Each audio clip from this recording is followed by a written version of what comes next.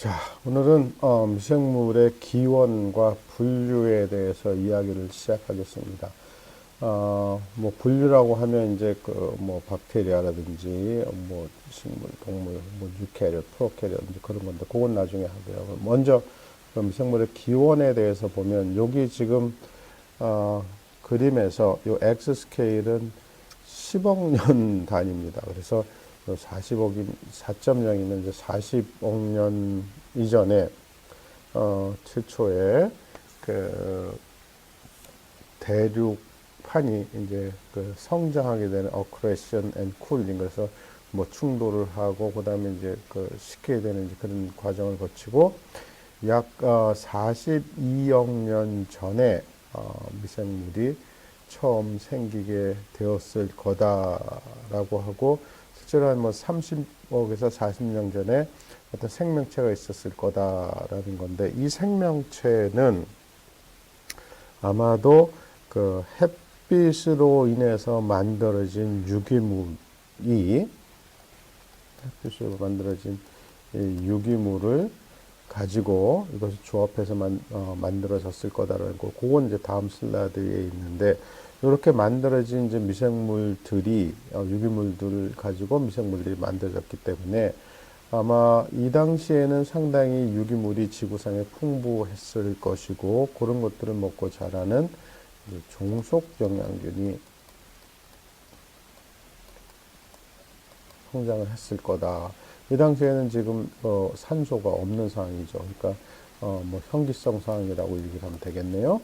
산소가 없는 그런 현기성 상황에서 종속 영양균이 있을 거고, 유기물들이 점점 디플리션이 되면서 없어지면서 미생물들도 살아야 되기 때문에 종속 영양균에서 독립 영양균, 즉 유기물을 먹고 자라는 것이 아니라 무기물을 에너지원으로 이용하는 독립 영양균들이 만들어지고, 이 독립 영양균 중에 일부가 이렇게 광합성을 하게 되는 그런 걸로 진화하게 되면서 중요한 변화가 일어나게 되죠. 뭐죠? 산소가 발생하게 됩니다.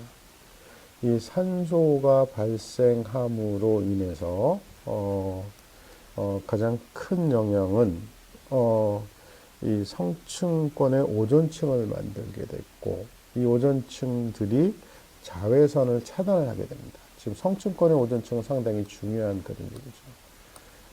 자외선을 차단하게 돼서 어떻게 톡식한 그런 이펙트들을 제거하게 되는 거죠. 그러므로 인해서 물 속에 있던 생물체들이 이제 무트로 나와서, 즉 육지로 나와서 성장하게 되는, 그래서 이 O2가 생김으로 인해서 이제 굉장히 그 생명체들이 다이버시티, 아주 다양한 형태의 생명체들이 생기게 되고, 좀 더 이제 고등 동물 생물들, 그다음에 이제 동물들이 생기게 되는 거죠. 그래서 산소가 없었던 조건에서 산소가 생기면서 다양화되고, 또 이 산소가 생김으로 해서 이 산소가 지난 시간에 얘기했지만 산화제로서 작용하면서 유기물들을 제거하는 이런 형식의 다양한 미생물들이 발전하게 됐습니다.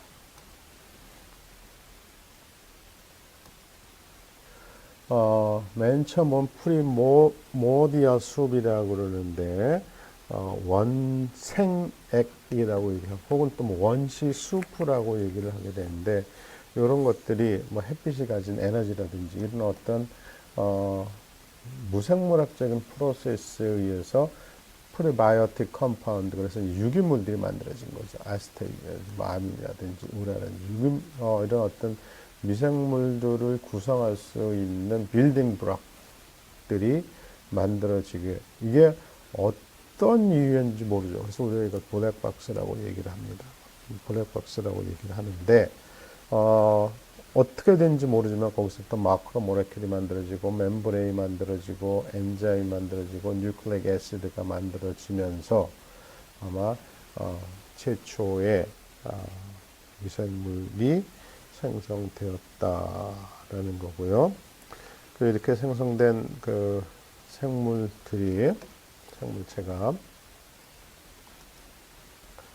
어, 에너지를 받아서 이게 뭐 태양 에너지일 수도 있고 아니면 뭐 유기물의 에너지일 수도 있고요. 이런 식으로 해서 어, 유기물을 합성하는 이제 그런 CO2를 가지고 CH4 요 유기물을 만드는 건 이제 광합성 미생물이죠. 그래서 광합성 미생물의 예를 들었는데 이런 식으로 한다. 혹은 에너지를 태양뿐만이 아니라 지금 여기 H2를 가지고도 에너지를 만들 수 있죠. 전자를 제공할 수 있고 요 경우에도 플러스 이런 식으로 해서 철이 전자를 만들 수도 있고 S2-S가 되게 되면서 역시 전자 두 개가 나. 이런 식으로 오토트로픽한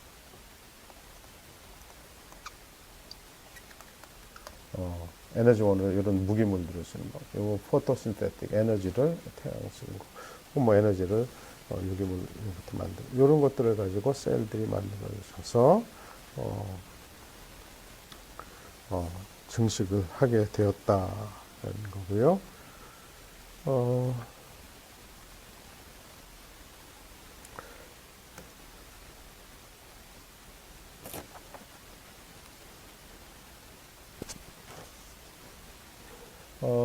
미생물들을 분류하는 이제 체계가 나중에 이거 다시 나올 텐데 필로제닉 계통도라고 얘기합니다. 필로제닉 트리라고 얘기하는데 크게 우리가 생명체는 이렇게 박테리아와 아키아와 유캐리아로 구분을 합니다. 이건 박테리아고요. 균이죠. 이거는 고세균이라고 얘기를 하는데 좀 독특한 그런 그룹이고요.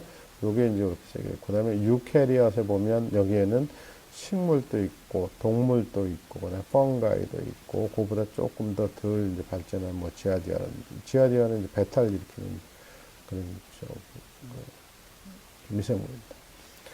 자, 그래서 박테리아 쪽에 가보면 참 여기서부터 분기가 되죠. 박테리아 하나, 박테리아 쪽, 그 다음에 고세균 쪽, 그 다음에 유캐리아 이런 식으로 이제 세 가지로 크게 나누게 되는데 요거는 가르의 시퀀싱에 의해서 이제 구분하는 건데 박테리아 쪽에 보면 뭐 그람 포지티브 박테리아 그래서 이제 요 그람 포지티브라는 거는 이제 그 염색을 했을 때 포지티브하게 반응하느냐 아니냐인지 모르는데 요건 그램 염색은 나중에 보도록 합시다. 그다음에 뭐 사이에너 박테리아 때 우리가 이제 그 조류, 자, 녹조 얘기 많이 하죠. 녹조. 그래서 LG라고 얘기하는데 사실 그 LG라는 것이 녹조를 일으키는 LG라는 것이 여기 있는 요 사이아노박테리아 쪽입니다. 그래서 균류에 포함된 그런 거고 박테리아는 프로테오박테리아, 그다음에 사이아노박테리아, 그다음에 파시티 박테리아 이런 것들이 속하게 되고요.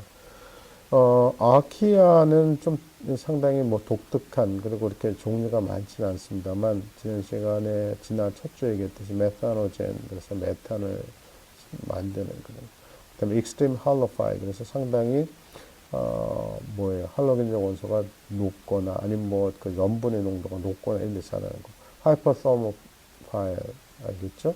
하이퍼 초고온성 미생물 고온을 상당히 좋아하는 그런 아주 독특한 그런 재질을 가지고 있고 그다음에 뭐 이제 고등 생물에는 유캐리아 그래서 지아디아나 플라질레이트 그다음에 슬라임 몰드 플랜트 펀가이 애니멀 그냥 우리가 말하는 LG 우리가 말하는 LG는 뭐지 뭐 미역 같은 그런 조류죠. 그건 이제 이쪽 부분에 속하게 됩니다.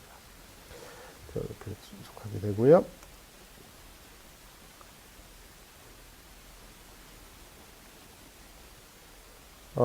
유캐리엇은 일반적으로 셀 스트럭처 유캐리엇 U라는 거는 진짜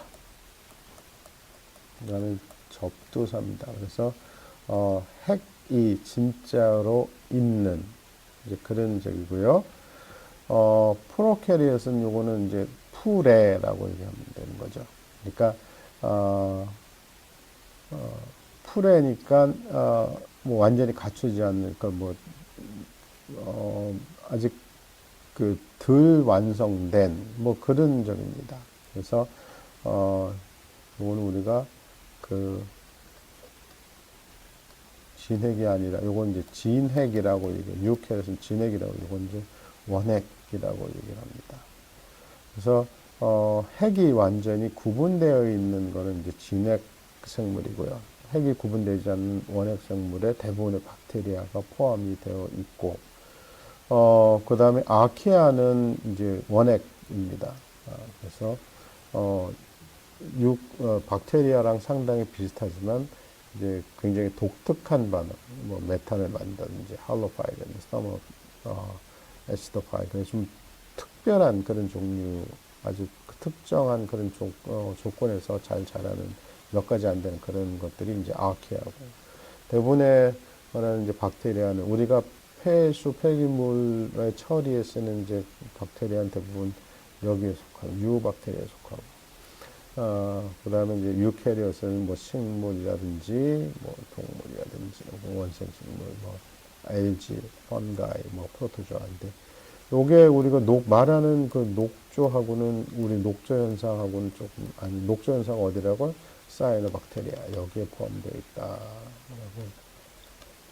얘기를 했었죠. 자, 그래서 이제 요 미생물들의 특징을 조금 이제 알아보려고 하는데, 제일 먼저 세균, 박테리아에 대해서 좀 알아봅시다.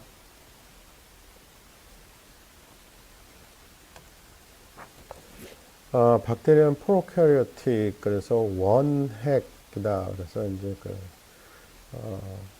핵의, 세포 핵의 구분이 뚜렷하지 않은 이제 그런, 미생물입니다.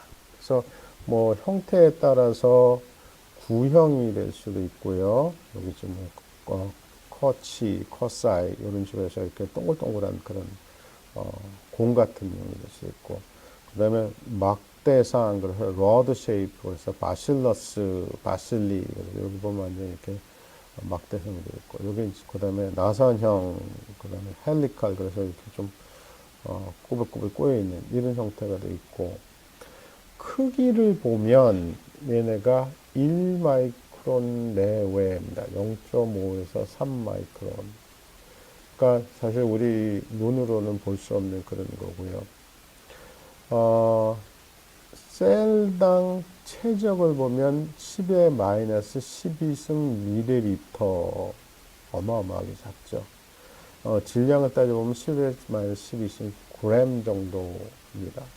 그러니까 뭐 1ml에 1g의 물 안에 들어가 있을 수 있는 미생물의 양은 굉장히 어마어마한 거죠.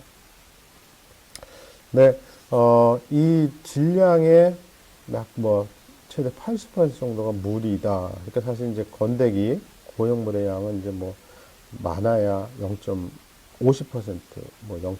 아니면 20% 정도밖에 되지 않는다는 거고요. 자, 이 프로캐리엇 박테리아의 특징은 상당히 성장 속도가 빠르다는 겁니다. 그래서 더블링 타임이죠. 더블링 타임이 20분이다. 그러니까 한 마리가 두 마리로 되는데 걸리는 시간이 20분이다. 그럼 그 다음에 20분이 지나면 4마리가 되겠죠. 그 다음 또 20분 지나면, 그러니까 1시간이 지나게 되면 2에 3승, 그래서 8마리가 되는 거고. 이런 식으로 해서 한, 10시간쯤 지나게 되면 2에 30승이 지나게 되죠. 이 숫자 뭐 상상이 안 가는 그런 숫자, 어마어마하게 커지는 숫자인데, 우리가 이런 것들은 이제 지수 성장이라고 얘기를 합니다. 요거 다음 슬라이드 좀 그 지수 성장에 대해서 좀 잠깐 얘기를 할게요.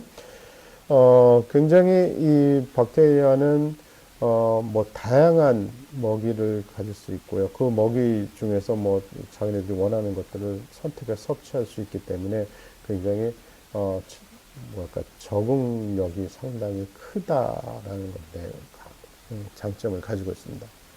자, 지수 성장에 대해서 조금 얘기를 해 봅시다. 지수 성장에 대해서 조금 얘기를 해 보면, 여러분들이 아마 지수성장은 배웠는데 아마 여러분들이 제일 먼저 배운 게 이럴 겁니다. 그 반응, 화학 반응, 뭐 화학 양론식에서 dt분의 dc가 마이너스 kc 이게 뭐죠?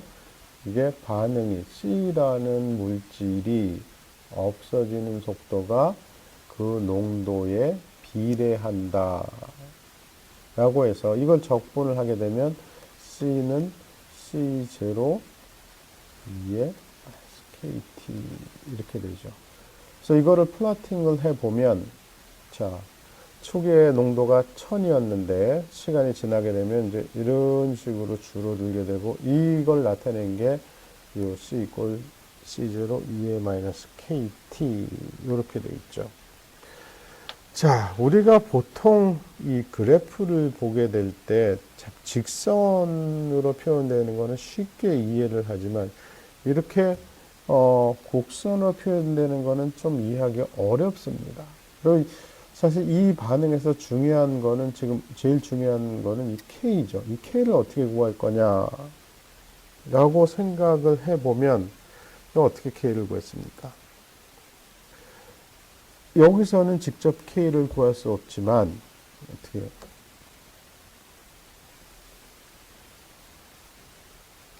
이거를 로그 스케일로 놓게 되면 이쪽은 타임이고 이쪽은 농도인데 로그 C 이꼴 로그 C0 마이너스 KT 그래서 T하고 로그 값들 각 시간별로 로그 값을 플러팅을 해보면 여기서 우리가 원하는 K 값이 어떻게 이 직선의 기울기로 구해지게 되죠. 그래서 우리가 자료를 플러팅을 할 때에 이쪽을 그냥 양쪽 다 그 스케일을 로그 스케일을 쓰지 않고 그냥 일반 스케일을 쓰게 되면 사실 상당히 보기 어려운 것들이 이렇게 한쪽의 로그 값을 취해서 보게 되면 상당히 직선의 형태, 우리가 직관적으로 더 이해하기 쉬운 직선의 형태로 나타나는 경우들이 많습니다. 그래서 이렇게 그 자료를 해석할 때는 이런 부분들이 상당히 유용하게 쓰일 수 있다는 건데, 뭐 다른 예를 한번 보면요.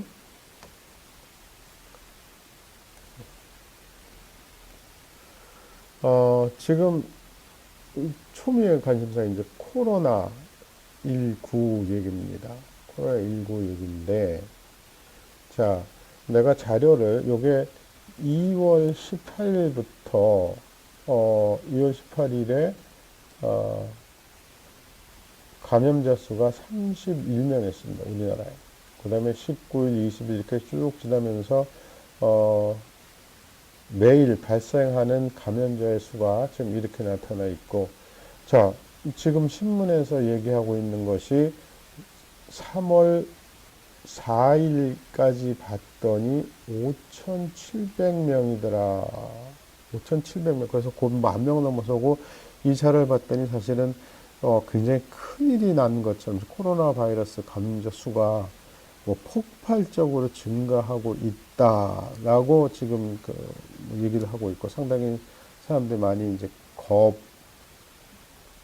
질린 좀 굉장히 겁에 먹은 이제 그런 상태인데 과연 이 감염자 수가 앞으로 어떻게 더 폭발적으로 나서 10,000명, 100,000명 뭐 이렇게 될 것인가 어떻게 추정을 해보는 방법을 요 이제 지수 성장을 가지고 간단하게 한번 생각해 볼 수 있는데 자 감염자 수는 지금 우리가 1차식으로 한번 생각해 볼 수가 있죠. 그래서 감염 수는 지금 현재 감염자 수에 비례해서 그 숫자에 비례해서 늘어난다라고 얘기를 생각을 해보면 이걸 적분하면 C 이꼴 C0 2의 KT승 이렇게 될 겁니다.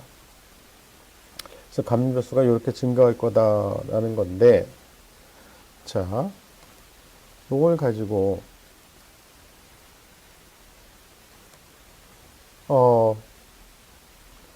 보면, 자, 이제 중요한 건 여기서도 이제 이 K 값이 중요하죠. 그래서 이거를 로그 C 이꼴 로그 C0 플러스 KT 이런 식으로 되게 되면 이 K 값을 알게 되면 우리가 뭐 열흘 후에, 20일 후에, 30일 후에 이제 이것들을 알 수가 있습니다. 그래서 이 경우에도 로그 C하고 로그 C0 플러스 KT를 가지고 그림을 그려보면 이 다음 슬라이드. 자, 이제 처음부터 약 한 7일간의 자료를 가지고 플라팅을 해봤더니, 플라팅을 하고 그 다음에 이걸 R 스퀘어 값을 가지고 리니어 핏을 해봤습니다. 했더니 y 이꼴 0.52 플러스 3.58 이런 식으로 나왔고 R 스퀘어 값이 0.96. 그래 뭐 상당히 관련성이 많다라는 건데 뭐 상당히 이 리그레스 잘 됐다는 건데 여기서부터 중요한 거는 요 값이 K 값이죠. K 값입니다. 그래서 7일 가지고 K 값 해봤더니 0.5253이 나왔고요. 그 다음에 요거를 이틀 더 4일 더 자료를 쓴 거죠. 11일 후 거를 봤더니 0.41이 됐고, 그 다음에 3월 5일까지 해서 15일까지 자료를 봤더니 0.34가 됐습니다. K 값이. 자, 이거를 보면 지금 우리가 DT분의 DC를 KC라고 했는데 이 K 값들이 점점 시간이 늘어날수록 K 값이 줄어들고 있죠. 그러면 앞으로 감염자의 수는 C 이꼴 C0 2의 KT 승에서 이게 줄어들게 되니까 감염자 수는 지금보다 증가 속도가 더 줄어들 거다라고 추정할 수 있습니다. 그래서 worst case는 지금 이 K 값을 쓴 거고요. 그 다음에 지금 제일 자료에 잘 맞는 거는 이것일 텐데, 이 K 값일 텐데, 이걸 가지고 그림 한번 그려보면, 자, 현재 실제로 누적 감염자 수가 여기 있는데, 0.33, 이 제일 많은데 15일 자료를 썼더니 얘랑 거의 비슷하게 증가를 하고 있습니다. 만약에 우리가 K 값을 초기에 일주일치만 가지고 추정해 보면 이런 식으로 해서 지금 벌써 5,000명, 10,000명을 지나서 뭐 5만 명을 지나서 10만 명이 넘게 이렇게 추정이 되는 거죠. 그래서 이런 것들 감염자 수를 추정할 때 있어서 보면 이 K 값으로 우리가 추정하고 있는데 지금 다행스러운 거는 K 값이 자료가 많아질수록 더 어떻게 줄어들고 있어서 이 리니어리티가 점점 줄어들게 되는, 그래서 이런 걸 보면 감염자 수가 지금 우리가 아주 크게 걱정은 하지 않아도 될 것 같다라는 그런 뭐 희망적인 바람을 좀 가져보는데 이런 것들 역시 지금 우리가 지수 성장을 가지고 간단히 추정해 볼 수 있었다라는 겁니다. 그래서 사실 요 지수 혹은 로그 스케일 SCAL 요거는 사실은 작년인가요? 제가 그 책을 하나 읽었었는데 넘어가 볼까요?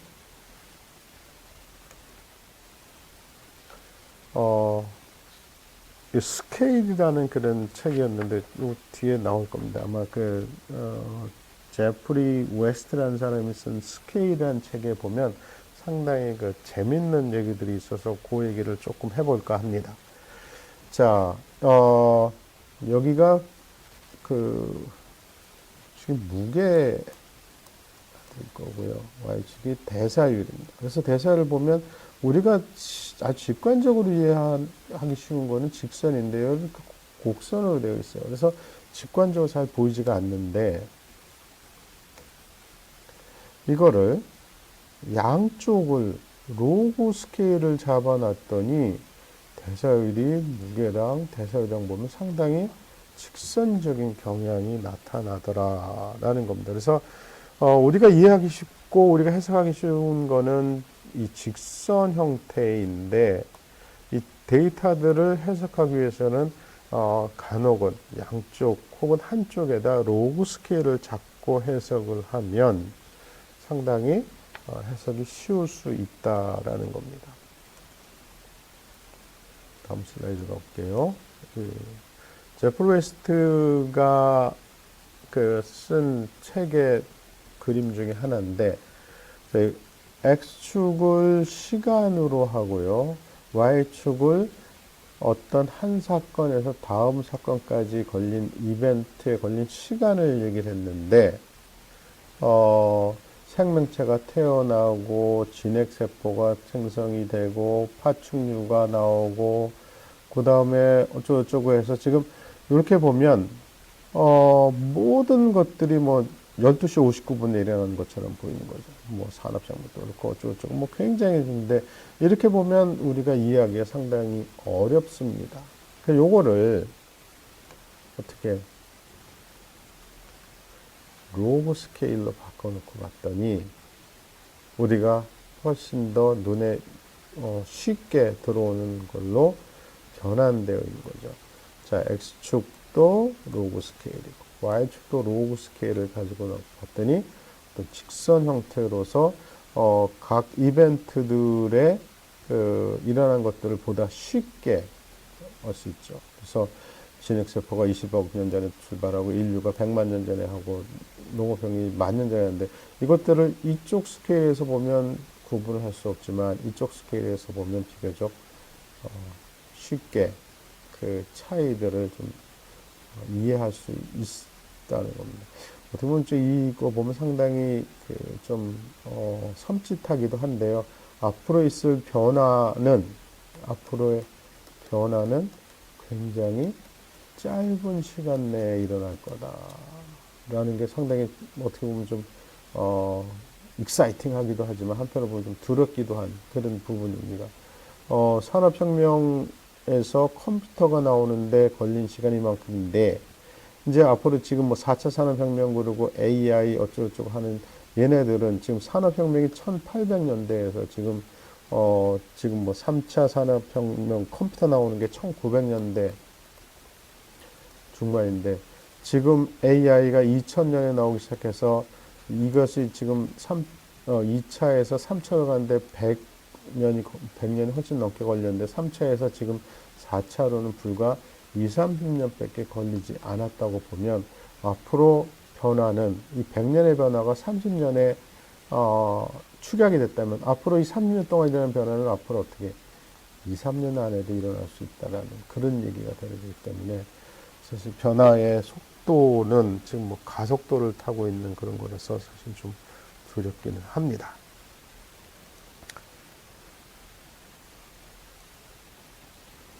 자, 제프 웨스트가 한 얘기 중에 하나가 자, 모든 생명체들의 가지고 체중하고 심박수를 생애 토탈 심박수를 로그 스케일로 그려봤더니 똑같더라라는 겁니다. 생애당 심박수는 똑같다. 자, 무슨 얘기냐? 가장 체중이 많이 나가는 대왕고래나 쥐나 일생 동안의 심장 박동수는 똑같다라는 겁니다.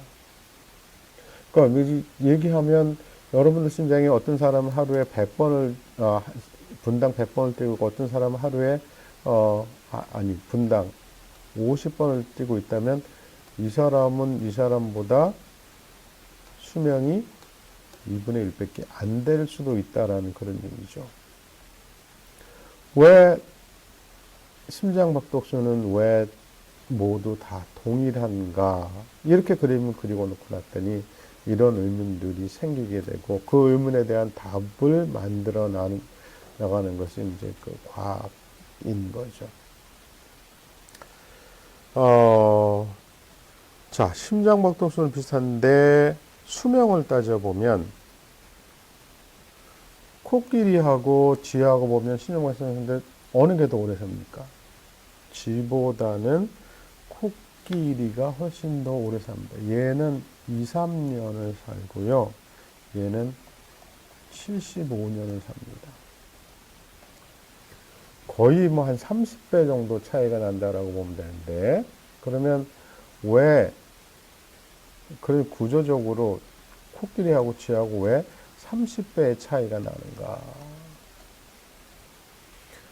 자, 얼핏 보면 쥐가 훨씬 더 효율적으로 보일 수도 있습니다만, 이 두 코끼리, 큰 코끼리하고 작은 쥐의 혈관을 비교해 보면, 코끼리의 혈관이 크겠습니까? 쥐의 혈관이 크겠습니까? 당연히 코끼리의 혈관이 크게 되겠죠.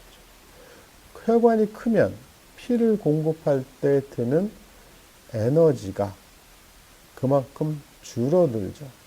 그러니까 못의 혈관이 작아지면 작아질수록 혈관 표면에서 생기는 헤드로스, 손실, 에너지 손실 때문에 피를 공급하는데 더 많은 양의 압력이 더 높은 압력이 필요하게 되는 거죠. 그 높은 압력이 안 되면 어떻게 더 많은 양의 그 심박수가 필요하게 된 겁니다. 그래서 얘네들의 심박수를 비교해 보면 얘가 훨씬 더 많다는 겁니다. 왜? 코끼리는 혈관이 커서 굳이 심장이 막 열심히 일을 안 해도 피해 공급이 가능한데 쥐는 그렇지 못하다는 거죠. 그래서 이런 것들이 이제 어떤 그런 구조적인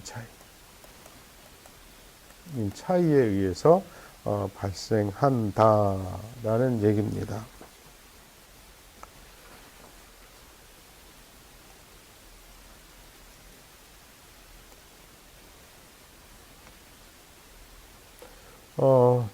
다음 그림은 똑같은 동일한 책에서 나온 그 자료인데요. 동물들의 대사율입니다. 그래서 체중하고 대사율을 로그 스케일로 해놨더니 대사율이 훨씬 더 이제 코끼리가 당연히 체중이 크니까 많은데 이것들이 전부 어떤 일직선상으로 표시가 될 수 있더라라는 얘기입니다.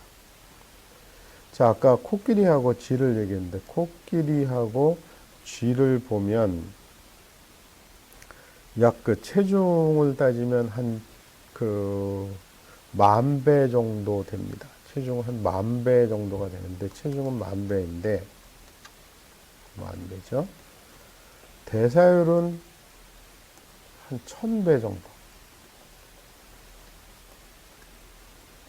자, 체중은 10,000배인데 대사율이 1,000배란 얘기는 코끼리가 에너지를 단위 무게당으로 보면 10분의 1을 쓴다는 얘기가 되는 거죠. 자, 요런 것들이 그럼 10분의 1 쓴다는 얘기는 무슨 얘기냐 하면 코끼리의 에너지 효율이 훨씬 더 높다. 코끼리의 에너지 효율이 더 높다. 그리고 크면 클수록 그 에너지 효율이 높은데 그러면 그 모든 동물에 대해서 지금 다 이렇게 똑같이 플러팅이 되어 있으니까 그 기울기를 가지면 에너지가 얼마나 절약되는지 혹은 에너지 효율이 얼마나 높은지를 알 수 있는데 일반적으로 요 기울기가 이제 4분의 3 정도가 되게 되니까 기울기가 에너지가 2배 늘어난다. 100%가 100이 늘어나게 되면 100의 4분의 3승, 그래서 한 75% 정도만 필요한 에너지가 더 늘어난다. 즉, 25% 절감시킬 수 있다. 뭐, 이런 얘기입니다. 이런 것들이 이런 로그 스케일에서 다 예측이 되는 그런 부분이어서 이제 어느 자료를 집어넣더니 상당히 자연이라는 것이 굉장히 어떤 일관성을 가지고 있다라고 우리가 파악할 수 있고요. 또 이 제프 웨스트가 쓴 얘기에서 보면은 그럼 뭐 우리가 지구상의 가장 큰 동물은 고래라고 하는데 고래가 얼마나 커질 수 있는가에 대한 어떤 한계치를 제시를 하고 있습니다. 이 한계치의 이제 근거가 상당히 재밌는데요. 자, 뭐 우리가 그 디멘전에 대한 얘기인데, 자, 보통 무게를 떠받치는 거는 단면적의 비례를 하게 되죠. 그래서 단위 면적당 강할 수 있는 하중의 힘, 뭐 킬로그램 퍼 미터 제곱, 뭐 이런 식으로 할 수 있는데, 디멘전이, 자, 이 단면적은 길이 곱하기 길이, 그래서 미터 제곱입니다. 그래서 만약에 10배가 되게 되면, 한 변이 10배가 늘어나게 되면 단면적은 100배가 되는데, 무게는 1000배가 되게 되죠. 왜? 미터 3승이니까. 무게는 3승이니까. 그러니까 단면적은 100배 늘어났는데, 무게는 1000배 늘어났다. 그러면 단위 면적당 받아야 되는 하중은 10배로 늘어나게 되니까 디멘전이 무한히 커질 수는 없다라고 얘기를 하고 있습니다. 뭐 이 얘기를 이제 뒤집어서 얘기해 보면 뭐 그런 거죠. 제일 높이 뛰기를 잘하는 게 뭐죠? 벼룩이죠.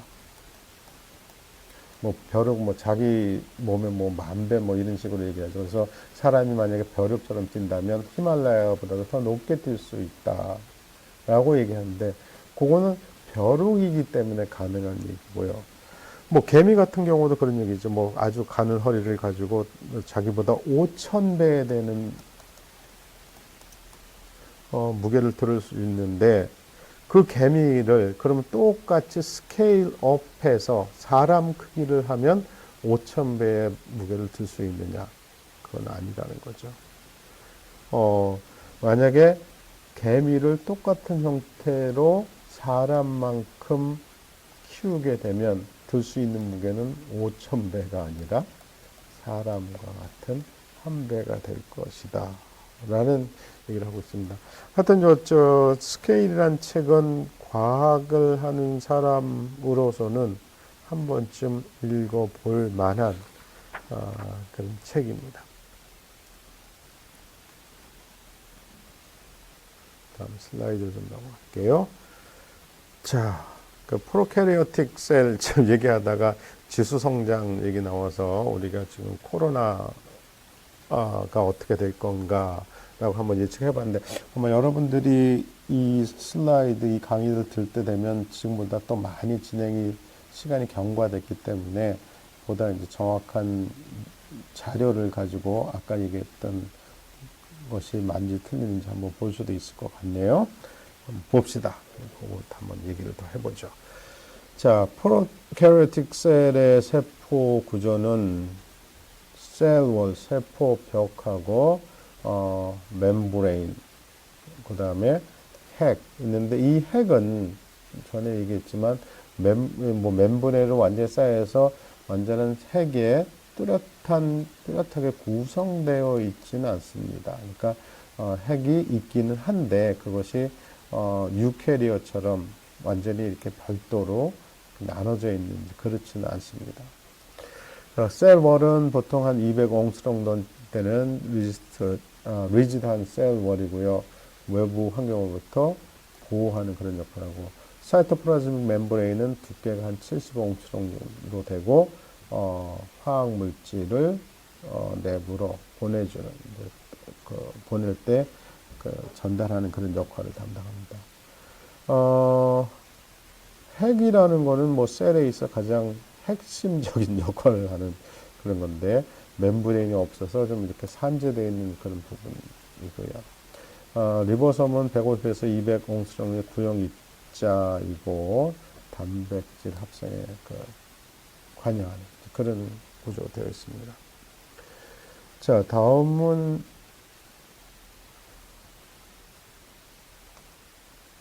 유캐리엇인데요. 유캐리엇은 좀 크기가 아까 큽니다. 아까 프로캐리엇은 뭐 0.5에서 3 마이크론 건데 이제 20 마이크론 이상에서 일단 사이즈가 너무 커지고요.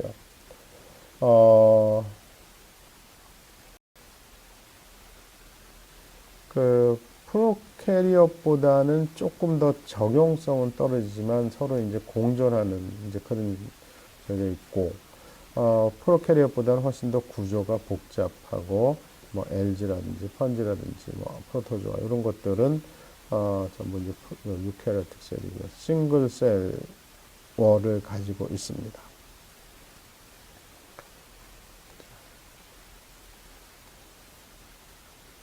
세포 구조를 보면 이 안에 있는 이제 핵이 완전하게 구분되어 있는 게 프로캐리엇이랑 다르고, 유사 분열을 하는 이제 그런 이건 이제 증식에 관련된 그런 부분이고요. 리보솜에서 캐탈틱 액티비티를 조절해서 핵에서 생산된 케미컬 메신저를 반응 속도를 조절하고 특정 반응이 일어날 수 있도록 하는 게 유캐리엇입니다. 뭐 다음 시간에 요 각각에 대해서 좀 더 이제 자세히 살펴볼 거고요.